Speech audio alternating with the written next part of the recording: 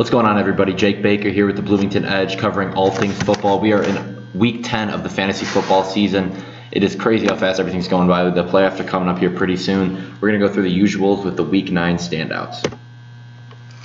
First guy, 3 out of the 5 guys I had on here, I had on my stardoms last week, so it was good to see them produce the way I was hoping they would.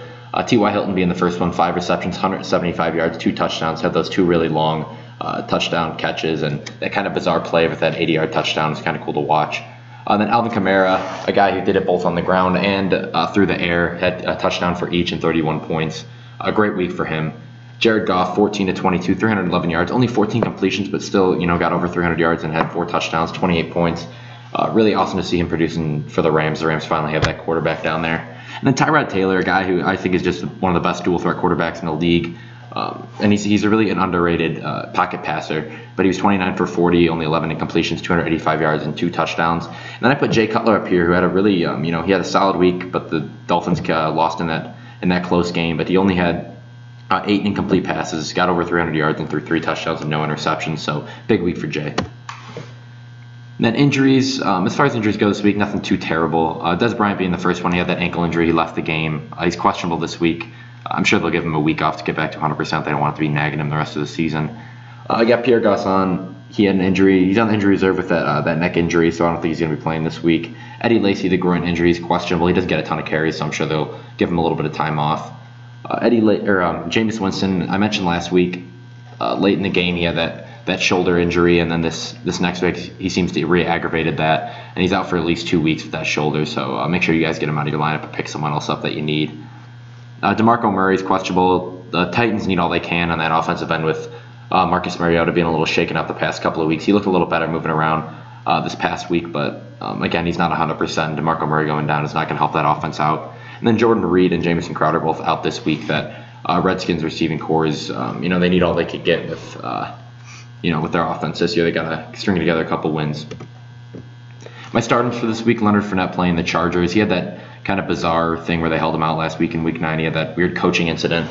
But he's talking about he's hungry. He's ready to come back and play this week. He's not going to be a problem in the future. And he's going up against the Chargers defense that struggles against the run. So expect him to have a big week.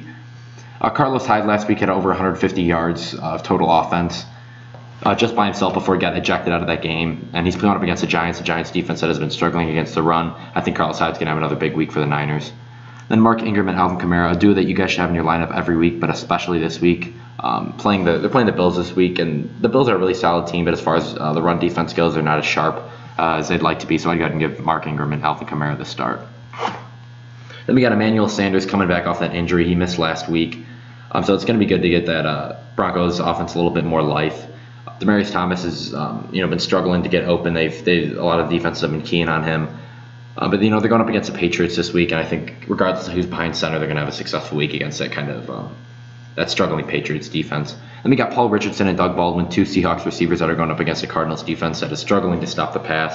And Paul Richardson has had a lot of upside this year, been able to rip off a lot of big plays, and Doug Baldwin's been their number 1 there for a couple years now. My sit-ems this week: Keenan Allen, he's been struggling. It seems like his receptions are going down every week. He only got over 100 yards a couple times this year, and he's going up against the Jaguars defense that has been as sharp as attack all year long. So I'd go ahead and give Keenan Allen, I'd give him sit-em this week. Then we got Aaron Jones playing the Bears. The Bears defense is really underrated. Aaron Jones, a rookie out of UTEP, coming in for the Packers, had a couple 125-yard games, so he's looking really bright for them, but he's gone up against the Bears defense that their main goal is going to be stop Aaron Jones and put the game in Brett Hundley's hands. So I'd go ahead and set Aaron Jones this week. Then you got Rob Kelly. He's actually had a pretty solid year so far. He's going up against the Vikings defense, so that is really good at stopping the run. It's just a really good defense overall, so I wouldn't give him the start. I don't think they're going to get in the end zone a ton. They got Amir Abdullah and Theo Riddick for the Detroit Lions, going up against that Browns rush defense, who's really solid. I know the Browns every other place turning over the ball on offense. Passing defense is pretty bad, but their run defense is a pretty bright spot for them, so I'd go ahead and sit these 2. Then you got Kenyon Drake stepping up for the Miami Dolphins after that trade of Jay Ajayi to the Eagles. He's going up against the Panthers this week.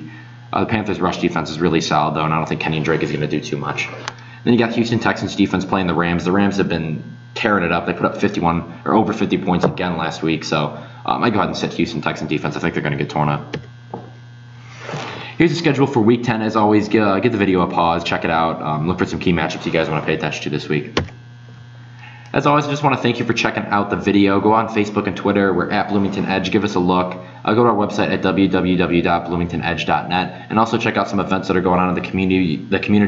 This next couple weeks. We're always out trying to get out and check out our fans and give them some more information about what's going on here at Edge Nation. And then also check out some ticket packages. We have some awesome promotions going on for the month of November. It's pick your own promotion. So give us a call if you guys want to learn a little bit more information about that. The number's at the bottom of the screen, and it's 484-840-3343. As always, I want to wish you guys the best of luck in the next fantasy week, and I will see you next week.